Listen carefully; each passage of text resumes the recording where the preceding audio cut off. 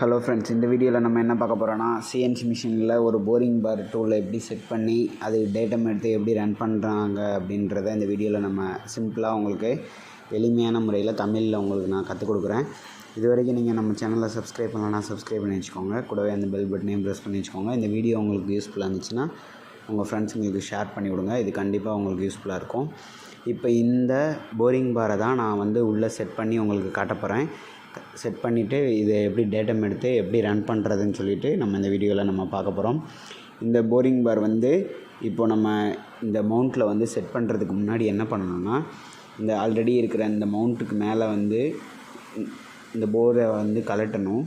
Boring பாரை அதுக்கு என்ன பண்ணணும்னா, இந்த மேலே இருக்கிற அந்த ஸ்க்ரூ இருக்கும், அந்த ஸ்க்ரூவை கழட்டிடணும். நம்ம சாப்பர் ஸ்க்ரூ மாதிரின்னு சொல்லுவாங்க. அந்த சாப்பர் ஸ்க்ரூ லூஸ் பண்ணோன்னா அந்த டூல் வெளியில் வந்துடும்.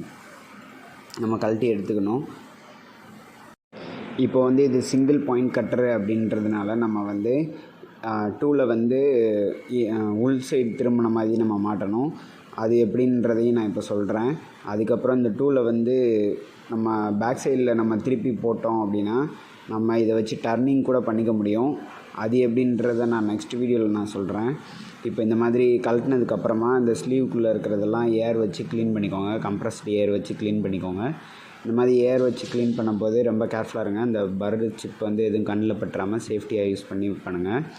அதுக்கப்புறம் இந்த மாதிரி க்ளீன் பண்ணதுக்கப்புறம் இப்போ நம்ம மாட்ட வேண்டிய இந்த ஹோல்டரையும் லைட்டாக க்ளீன் பண்ணிக்கோங்க. இதில் நம்ம ஏதாவது பர்ட் சிப்ஸ் ஏதாவது இருந்துச்சுன்னா இதோட சைஸ் எல்லாமே மாறிடும். அதுக்கப்புறம் வைப்ரேஷன் ப்ராப்ளம், அதுக்கப்புறம் சேட்ரிங் அந்த மாதிரியான விஷயங்கள் எல்லாமே வரும். குவாலிட்டி இஷ்யூஸ் வர்றதுக்கு நிறையா வாய்ப்பு இருக்கும். அதனால் அதெல்லாம் ஃபஸ்ட்டு இப்போ க்ளீன் பண்ணிட்டோம். க்ளீன் பண்ணிட்டு இப்போ அந்த ஸ்லீவை பார்த்திங்கன்னா மாட்டும்போது அந்த மேலே இருக்க டாப் ஹோல் அந்த சாப்பர் ஸ்க்ரூக்கு நேராக வர்ற மாதிரி நம்ம போடணும். அதுக்கப்புறம் இந்த ஸ்லாட் ஒன்று இருக்கும். இந்த ஸ்லாட் அந்த ஸ்க்ரூ பட் ஆகும்போது அது ஸ்ட்ரைட்டாக இருக்கிற மாதிரி பண்ணணும். இது நார்மலாகவே நம்ம பார்த்திங்கன்னா ஒரு டயலை வச்சுட்டு டயல் பண்ணி தான் நம்ம இந்த டூலை மாட்டுவாங்க. நான் டயல் பண்ணாமல் நான் மாட்டுறதுக்கு நான் ஒரு சின்ன ஒரு ட்ரிக்ஸு நான் உங்களுக்கு சொல்கிறேன். இது என்ன பண்ணணுன்னா, இந்த மாதிரி ஸ்லாட் இருக்குல்ல, இந்த ஸ்லாட்டில் ஸ்ட்ரைட்டாக வச்சுட்டு இப்போ நீங்கள் இந்த டூலை கையை வச்சு பிடிச்சி அட்ஜஸ்ட் பண்ணிங்க அப்படின்னா அது உங்களுக்கு தெரியும். அதுக்கு நீங்கள் என்ன பண்ணணும்னா, ஃபஸ்ட்டு இந்த ஸ்டாப்பர் ஸ்க்ரூவை கொஞ்சம் லைட்டாக டைட் பண்ணிக்கோங்க. ரொம்ப டைட் இல்லை, லைட்டாக பண்ணுங்கள். அதில் டச் ஆனதுக்கப்புறமா டைட் பண்ணுறதை நிறுத்திட்டு இந்த மாதிரி டூலை கையை வச்சு பிடிச்சிட்டு சும்மா ஃப்ரண்ட் அண்ட் பேக்கில் மட்டும் அசைச்சிங்கன்னா அந்த டூல் ஸ்க்ரூ இன்னும் கொஞ்சம் லைட்டாக லூஸ் ஆகும். அதுக்கப்புறம் மறுபடியும் கொஞ்சம் டைட் பண்ணுங்கள். கொஞ்சம் கொஞ்சமாக டைட் பண்ணிட்டு அதுக்கப்புறம் மறுபடியும் அதை ஃப்ரண்ட் அண்ட் பேக்கில் மூவ் பண்ணுங்கள். மூவ் பண்ணும்போது என்ன ஆகும்னா, அந்த ஸ்லாட்டில் இந்த ஸ்க்ரூ கரெக்டாக ஸ்ட்ரைட்டாக போய் மேட்ச் ஆகிடும். அப்படி மேட்ச் ஆகும்போது இந்த சென்டரேட்டுன்னு சொல்கிற அந்த டூலோட சென்டர் கரெக்டாக உங்களுக்கு கிடைக்கும். இந்த டூல் மேனுஃபேக்சரிங்லேயே அவங்க எப்படி கொடுத்துருப்பாங்கன்னா, இந்த ஸ்லாட்டு இந்த சென்டருக்காக இருக்கிற மாதிரி தான் கொடுத்துருப்பாங்க. இந்த ஸ்லாட்டு தான் அது. இந்த ஸ்லாட்டு ஸ்ட்ரைட்டாக நம்ம மாட்டியிருந்தோம் அப்படின்னா இந்த டூல் கரெக்டாக அந்த சென்டர் பாயிண்ட் டரட்டோட சென்டருக்காக இது இருக்கும். இது அக்யூரேட்டாக இருக்கணும். அப்படி இருந்துச்சுன்னா மட்டும்தான் நம்ம அந்த G40, G41 அந்த மாதிரிலாம் நம்ம கொடுத்துருப்போம். அது ஐடி சாம்பர் இந்த மாதிரிலாம் கொடுத்துருப்போம். அந்த சைஸ் எல்லாமே கரெக்டாக வரணும்னா நம்ம இதை கரெக்டாக கொடுக்கணும். இப்போ நம்ம இந்த டூலை மாட்டிட்டோம்.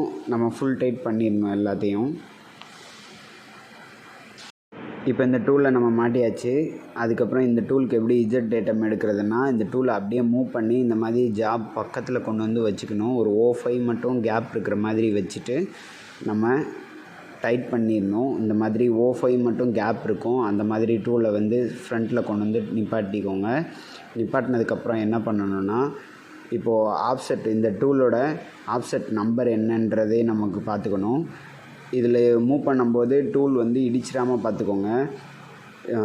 மேனுவலாக மூவ் பண்ணுறது எப்படின்றதெல்லாம் நம்ம சேனலில் நிறைய வீடியோஸ் இருக்குது. அதெல்லாம் பார்க்கணுன்னா பார்த்துக்கோங்க. இந்த டூலை கொண்டு இந்த மாதிரி ஃபேஸில் டச் பண்ணுற மாதிரி வச்சுக்கோங்க. ஒரு O5 கிளியரன்ஸில் வச்சுக்கோங்க. அதுக்கப்புறம் ப்ரோக்ராமில் இந்த மாதிரி டூல் நம்பர் இருக்கும். T0318ன்னு இருக்கும். அது ஃபஸ்ட்டு கொடுத்துருந்தது பார்த்திங்கன்னா ஃபஸ்ட்டு 2 நம்பர் T03ங்கிறது டூல் நம்பரு. அதுக்கப்புறம் பின்னாடி இருக்கிற 18ங்கிறது ஆஃப்செட் நம்பரை வந்து இது மென்ஷன் பண்ணுது. இப்போது 18ஆம் நம்பர் ஆஃப்செட்டில் இப்போ ஜாமெண்ட்ரி ஆஃப்செட்டில் இந்த மாதிரி எடுத்துக்கோங்க. இஜெட்டில் வந்து இப்போ இஜெட் ஐட்டம் தான் எடுக்கிறோம். அப்போனா இஜெட் 0.05 கொடுத்து மெஷர்மெண்ட் கொடுத்துக்கோங்க. இந்த நெக்ஸ்ட்டு நம்ம அதுக்கு எக்ஸ் டேட்டம் எடுக்கணும் அதே டூலுக்கு. இப்போ எக்ஸ் டேட்டம் எடுக்கிறதுக்கு அந்த டூலை வந்து மேனுவலாக நம்ம இப்படி ஐடியில் வந்து லைட்டாக ஒரு போர் பண்ணி அப்படியே மேனுவலாக மூவ் பண்ணி கட்டு விட்டுட்டு அதுக்கப்புறம் எக்ஸை வந்து மூவ் பண்ணாமல் அப்படியே இஜெட்டை மட்டும் மூவ் பண்ணி அப்படியே வெளியில் எடுத்துடணும்.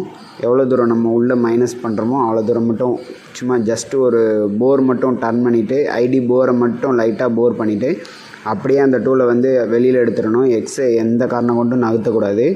அதுக்கப்புறம் இந்த மாதிரி வெர்னியரை பயன்படுத்தி உள்ள டயாமீட்டர் எவ்வளோ இருக்குன்றதை மெஷர்மெண்ட் பண்ணணும். இந்த மாதிரி இருக்குது 51.4 இருக்குது. இப்போது நல்லா பாருங்கள், இந்த வெர்னியரில் பார்த்தீங்கன்னா உங்களுக்கு தெரியும். இப்போ இந்த வேல்யூவை வந்து நம்ம வந்து ஆஃப்செட் ரீடிங்கில் நம்ம கொடுக்கணும். இப்போ வந்து இந்த டூலுக்கு வந்து 18ஆம் நம்பர் ஆஃப்செட் நம்பர் தான் நம்ம கொடுத்துருக்கோன்னா அதே 18ஆம் நம்பரில் இப்போ எக்ஸ் 51.3 அந்த மாதிரி கொடுக்குறேன். அதில் வெர்னியரில் இருக்கிற எரரையே நம்ம மைனஸ் பண்ணி கொடுத்துட்டோம்னா அந்த டூல் வந்து எக்ஸ் ஆஃப்செட் வந்து கண்ட்ரோல் ஆகிடும். அதுக்கப்புறம் ஒன் டைம் ப்ரோக்ராம் நீங்கள் செக் பண்ணிவிட்டு சைக்கிள் ஸ்டார்ட் பண்ணிங்க அப்படின்னா அந்த டூல் வந்து ரன் ஆக ஆரம்பிச்சிடும். இங்கே பாருங்கள், இந்த மாதிரி ரன் ஆகும். இப்போ நீங்கள் ஃபஸ்ட் டைமாக வந்து டூலை வந்து டேட்டம் எடுத்துகிட்டு ரன் பண்ணுறீங்க அப்படின்னா அந்த டூலை வந்து ஃபஸ்ட் டைமாக ஆன் பண்ணும்போது சிங்கிள் பிளாக்னு சொல்லிட்டு சிங்கிள் ஆட்டோ அப்படின்னு சொல்லுவாங்க. சிங்கிள் பிளாக் சிங்கிள் ஆட்டோ அந்த மாதிரி சொல்லுவாங்க. அந்த மோட் செலெக்ஷனில் வச்சுட்டு நீங்கள் வந்து ரன் பண்ணுங்கள். அந்த மோட் செலெக்ஷனில் வச்சு ரன் பண்ணிங்கன்னா தான் உங்களுக்கு வந்து சேஃப்டியாகவும் இருக்கும். அதே டைமு டூல் கரெக்டாக போகுதா, நீங்கள் எடுத்த டேட்டம் சரியாக இருக்கான்றதையும் உங்களால் கன்ஃபார்ம் பண்ணிக்க முடியும். இப்போ இந்த வீடியோவில் வந்து நீங்கள் வந்து ஒரு டூலை மாட்டி எப்படி tool offset Z offset X offset geometry offset எடுக்க முடியுன்றதை பற்றியெல்லாம் பார்த்துட்டோம். நெக்ஸ்ட் வீடியோவில் நம்ம பார்க்கலாம்.